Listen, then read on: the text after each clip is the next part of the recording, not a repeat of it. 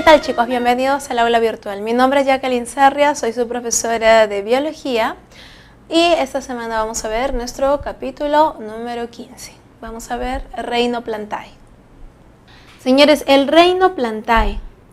Las plantas sabemos que son organismos muy importantes y también particulares, con características únicas. Las plantas son organismos que pueden ser uni o multicelulares. Unicelulares como en el caso de algunas algas y multicelulares, ¿no?, como las plantas comunes que nosotros conocemos o las macroalgas.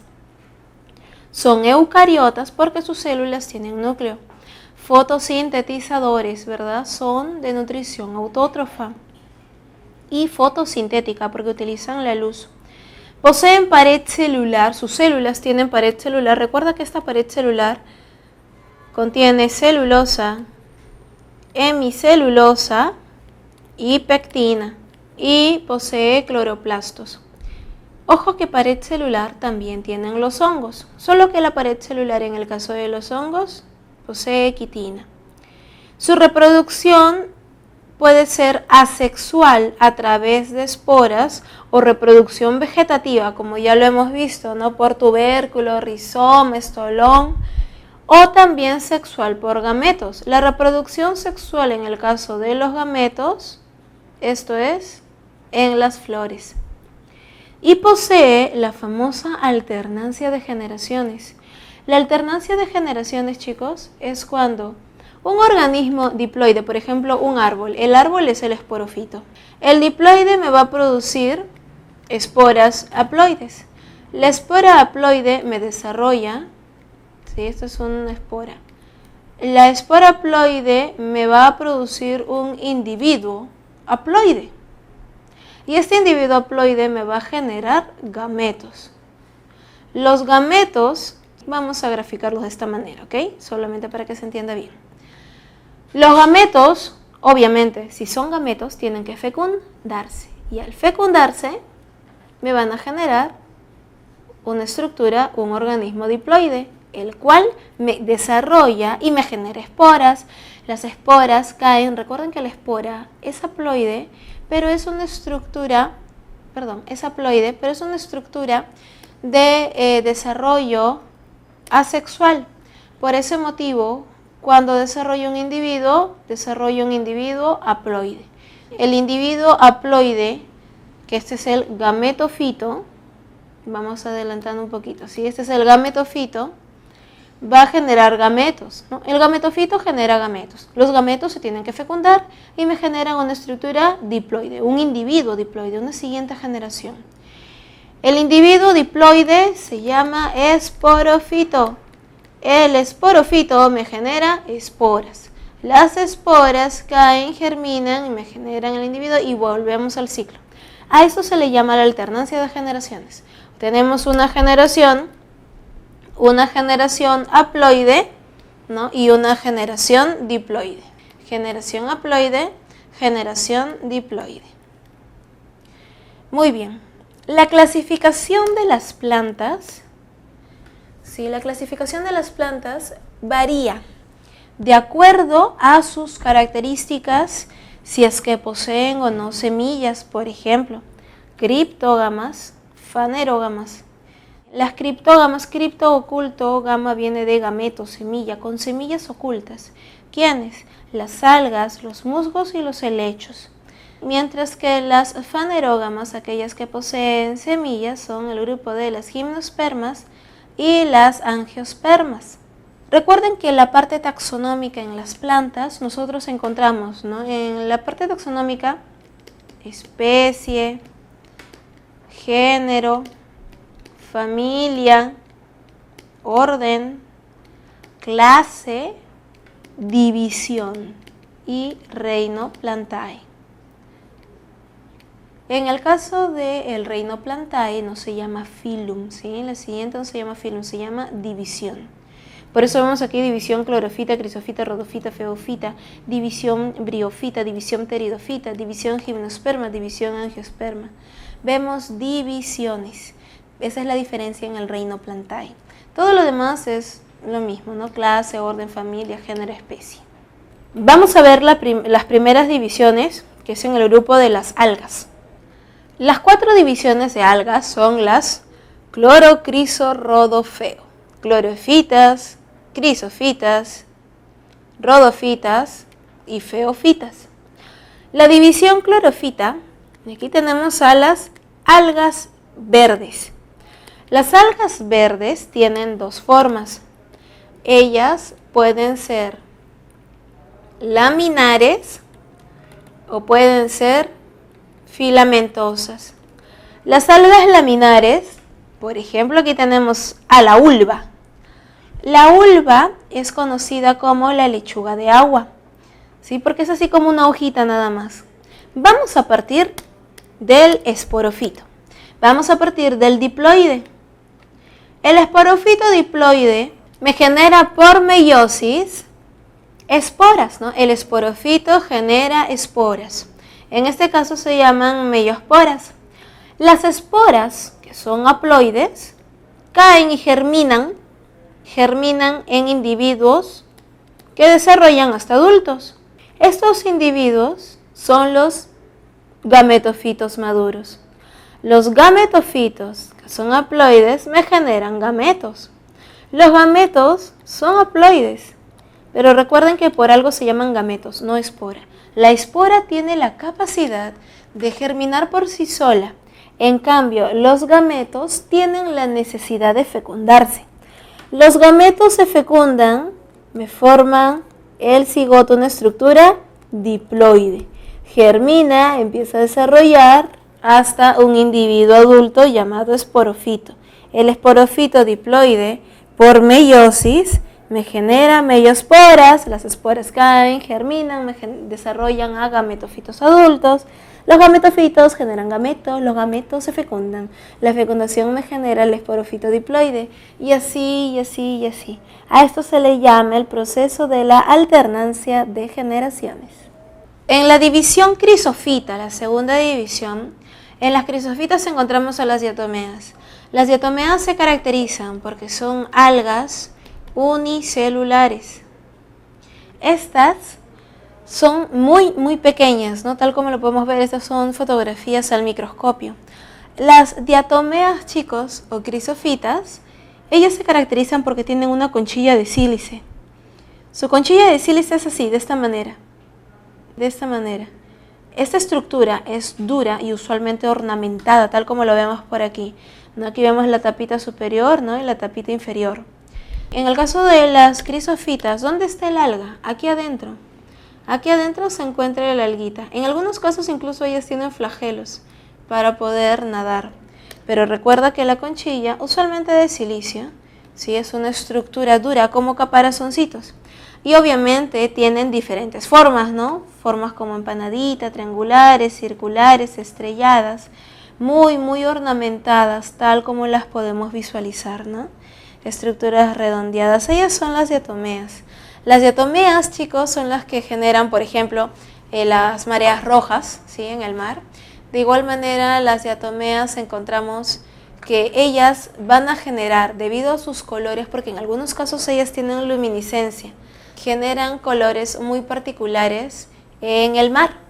Por ejemplo, han visto algunas películas o tal vez algún documental en donde el mar en algunas zonas, por ejemplo, del Caribe, ¿sí? En algunas islas, durante una época del año, el mar a la luz de la luna se ve luminiscente, ¿sí? No es el brillo del reflejo, sino es que el mar es luminiscente, tiene brillo así muy fuerte.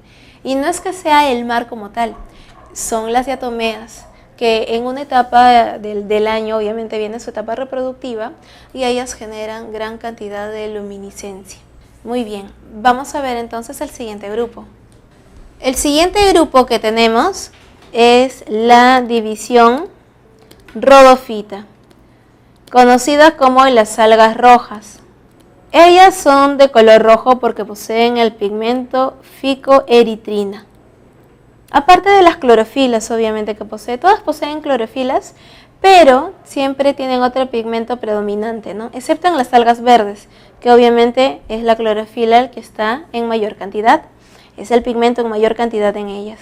En el caso de la división rodofita, tenemos aquí, por ejemplo, al yuyo, ¿no? Todos conocemos el yuyo, en algún momento lo hemos visto aunque sea servido en el plato de ceviche. El yuyo, su nombre científico del yuyo es Chondracanthus chamisoi. Chondracanthus chamisoi. El yuyo, ¿sí? O Chondracanthus chamisoi, es una alga roja, pero nosotros usualmente lo vemos en nuestro plato servido de color verdoso. ¿A qué se debe el color verde que nosotros vemos si es una alga roja? Es que, chicos, el yuyo cuando está vivo en el mar flotando es de color rojizo, pero cuando muere el pigmento se oxida y obviamente ya no va a ser de color rojizo, ahora se torna de un color verdoso. El siguiente grupo es la división feofita. En la división feofita encontramos a las algas pardas. Las algas pardas se caracterizan y son muy llamativas porque son algas gigantes. Ellas poseen carotenos y xantófilas que les brinda ese color medio marrón. Por eso se llaman algas pardas. Esta alga muy grande tiene sus hojas muy particulares, ¿no? Que no son hojas como tales, no tiene su talo, tiene sus estructuras filamentosas. Por ahí tiene talos con estructuras de parénquima aerífero. Estas algas llegan a medir aproximadamente hasta 100 metros de largo. Son algas gigantes, son macroalgas. Ellas forman los bosques marinos en la profundidad. Ustedes han visto, por ejemplo, la película de Harry Potter y el Cáliz de Fuego, cuando hacen la competencia. Cuando buscan a las sirenas, ¿no?, en el lago, en las profundidades del lago se ve así como un bosque marino, ¿no? Algas gigantes. Igualito, chicos, se ven los bosques marinos en las profundidades gracias a las feofitas. Las feofitas, su tamaño, ¿por qué es tan grande el alga? Porque está en profundidad. Mientras más grande el alga, mientras más alta sea, va a estar más cercana a la superficie. Por eso también tiene un poquito de parénquima aerífero, para mantenerse lo más posible cercano hacia la superficie por los rayos solares. Obviamente, como ella está en profundidad marina y no está tan cercana a la superficie, ella tiene una fotosíntesis muy especial, es una fotosíntesis altamente eficiente, que con un poquito de energía solar puede llegar a producir muchos nutrientes. Señores, las macroalgas, tanto las clorofitas, las rodofitas, las feofitas, sobre todo rodofitas y feofitas, son muy utilizadas en la alimentación. El Perú, en toda la costa peruana, sobre todo en las zonas no contaminadas, tenemos bosques marinos, ¿sí?, a esa altura de las playas. Tenemos bosques marinos que cada cierto tiempo el bosque marino se renueva, ¿sí? Las algas mueren, como todo ser vivo, y salen a flote. Chicos, de Perú se llevan toneladas de feofitas hacia el oriente, hacia Asia, porque ellos se alimentan principalmente de algas. Recordemos que las algas tienen una gran cantidad de proteínas y proteínas no tóxicas. Su consumo es muy importante en nuestra dieta, al menos semanal. Hay que tenerlo en cuenta. En el siguiente grupo, la siguiente división, tenemos a la división briofita. La división briofita es el grupo de los musgos. Los musgos tienen dos morfologías. Pueden ser las hepáticas, aquellas que tienen forma de hígado, o las foliares, tal como lo observamos en la imagen, ¿no?, que tiene pequeños folios u hojitas, estos de aquí. En la imagen podemos visualizar a los musguitos foliares, los cuales también tienen una alternancia de generaciones. En el caso de la división briofita, vamos a ver aquí, vamos a partir como siempre del esporofito. Solo que en este caso, miren dónde está el esporofito.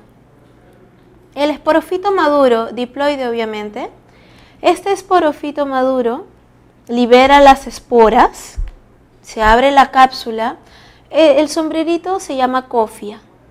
Se separa la cofia de la cápsula y las esporas caen. Cuando desarrollan La estructura que se desarrolla inicialmente se conoce como protonema. El protonema va desarrollando y sobre él, miren, van creciendo los gametofitos, van desarrollando hasta que llegan a ser gametofitos adultos. Tenemos por aquí el gametofito femenino y el gametofito masculino. El gametofito femenino se caracteriza porque posee el arquegonio. El arquegonio es análogo a la matriz, ¿no? Análogo a el útero, en donde vamos a encontrar a el huevo, ¿no? Que sería análogo al óvulo. En el gametofito masculino encontramos el anteridio, ¿sí? No se olviden, anteridio, estructura masculina, arquegonio, estructura femenina. En el anteridio se producen los anterozoides. Los anterozoides son análogos a los espermatozoides, ¿sí? Anterozoides. Los anterozoides nadan, ¿no? Por eso es que ven que tienen como flagelos, nadan. ¿Y por qué nadan? ¿Dónde nadan? Lo que sucede es que recuerden que los musgos viven en condiciones muy húmedas, alta concentración de humedad. Por eso es que usualmente los musgos y también los helechos que viven en ambientes húmedos, sí, musgos y helechos suelen crecer en los jardines, pero alrededor de una toma de agua, ¿no? Porque obviamente el agüita va cayendo, gotea, y esa zona se mantiene bastante húmeda. Los anterozoides por eso tienen flagelitos para nadar, movilizarse en ambientes muy húmedos. Nadan hasta el arquegonio y logran el proceso de la fecundación. Se produce el cigoto, se produce luego ya el esporófito embrionario. Este esporófito embrionario va creciendo hasta que desarrolla el esporófito maduro. Pero si ustedes se dan cuenta, el esporófito maduro está sobre el gametofito. O sea, aquí adentro se encuentra el arquegonio. Se fecunda y genera lo que tenemos por aquí. Observamos el gametofito con el esporófito encima. Y ahora, el esporófito esporula, las esporas caen, generan, pero chicos, luego nuevamente viene el ciclo, ¿no? Las esporas caen, germinan, desarrollan el gametofito adulto, el gametofito genera gametos, los gametos se fecundan. Cuando se fecundan encima del gametofito femenino, desarrollan el esporófito. El esporófito, luego de liberar las esporas, luego de que esporula, el esporófito se seca y se cae. Por eso, en este caso, ojo, y solo aquí en los briofitas, ojo, esto es una excepción, en los briofitas la fase dominante es la fase gametofito, porque es la fase que se mantiene constante, es la fase perenne, la fase haploide. Mientras que el esporófito, que es la fase diploide, esta fase desaparece. La fase predominante entonces, en el caso de briofitas, solo en briofitas, es la fase haploide. En todos los demás casos, la fase dominante es la diploide, como en el caso del árbol, ¿no? El árbol es diploide, pero la flor es haploide, ¿no? Que es el gametofito porque genera gametos. El árbol diploide lo vemos toda la vida, todos los años de vida que tiene el arbolito, pero las flores son estacionales. Las flores generan gametos, estos se fecundan, generan la semilla, la flor se cae, pero el esporófito siempre queda. En este caso es lo inverso, el esporófito desaparece, se va y solamente me queda el gametofito. Como te repito, esto solo ocurre en briofitas, nada más. En todos los demás, el esporófito es el dominante. En pantalla estamos viendo, por ejemplo, el ciclo de vida del musgo polytrichum. Aquí tenemos al individuo, ¿no? Que tiene su tallito, rizoides, hojitas. Sí, ese es el término correcto, por si acaso, ¿sí? Pero son hojitas pequeñas, tallito muy pequeño, y sus rizoides. Observamos aquí su ciclo de vida, no podemos ver el esporófito, ¿no? La seta, también se llama seta, es correcto.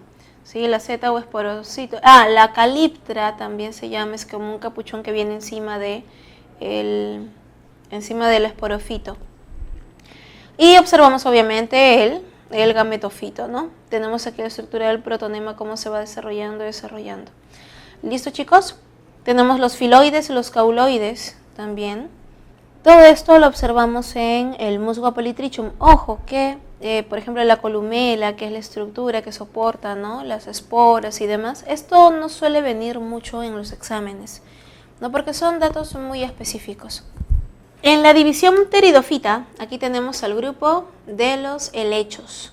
Los helechos sabemos que son plantas que existen en nuestro planeta desde épocas prehistóricas. Exactamente desde cuándo no se sabe, pero se han encontrado muchos helechos petrificados en roca, lo cual obviamente es un resto fósil. Evidencia la existencia de estos individuos desde épocas muy antiguas. Los helechos también son muy importantes y muy conocidos debido a que desde ellos inicia el grupo de los traqueofitas. Los traqueofitas, las plantas con tráqueas, es decir, xilema y floema. El xilema y el floema, que obviamente van a generar el xilema tráqueas, traqueidas, mientras que el floema tiene los tubos cribosos y vasos liberianos.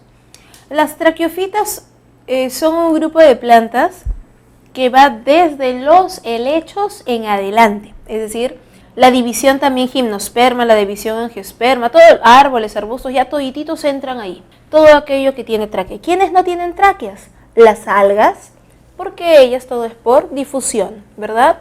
Algas, musgos, ellos no tienen tráqueas, no tienen ni xilema ni floema. A partir de los helechos de la división pteridófita en adelante, todos tienen tráqueas. Tengamos eso en cuenta. Vamos a partir, como siempre, del esporofito. El esporofito diploide, el esporofito hace meiosis. Por meiosis genera esporas. Las esporas haploides, ¿sí?, caen, ¿sí?, y van a diferenciarse en una estructura conocido como el prótalo. Ya no es protonema, es el prótalo. El prótalo va creciendo, va desarrollando, y el prótalo, que es el gametofito, ¿verdad?, porque es haploide. Gametofito haploide. ¿Qué va a generar el gametofito? Obviamente gametos. Cuando llega a estar maduro, el gametofito empieza a producir los gametos, los cuales se van a fecundar. Observamos aquí los anterozoides. Observamos aquí el óvulo, los anterozoides nadan, ingresan y obviamente se va a formar el cigoto. El cigoto va creciendo, desarrollando el embrioncito de la planta, va creciendo encima del gametofito, tal como lo visualizamos por aquí. Miren, aquí tenemos el prótalo haploide y encima está creciendo el esporofito joven, que es diploide. Entonces el esporofito crece encima del gametofito. Cuando va creciendo, desarrolla cada vez más va creciendo, desarrolla sus hojas, todos sus frondes en realidad, ¿sí? Las hojas que tiene, estas hojas grandotas, se llama fronde. Cuando el helecho ya se vuelve un helecho adulto, totalmente desarrollado, el prótalo, chicos, desaparece. O sea, el prótalo se va haciendo cada vez más y más pequeñito, de acuerdo a el esporofito como va creciendo. En este caso, vemos que el esporofito se queda perenne, mientras que el gametofito, el prótalo, desaparece. Por ello, ¿cuál es la fase dominante? La fase dominante es el esporofito. El esporofito diploide, por meiosis, genera esporas, las esporas caen, germinan y me desarrollan el prótalo. El prótalo haploide genera gametos. Los gametos se fecundan, me genera un embrión. Si te dicen que hay fecundación, es porque el embrión va a ser diploide. La estructura diploide es el esporofito.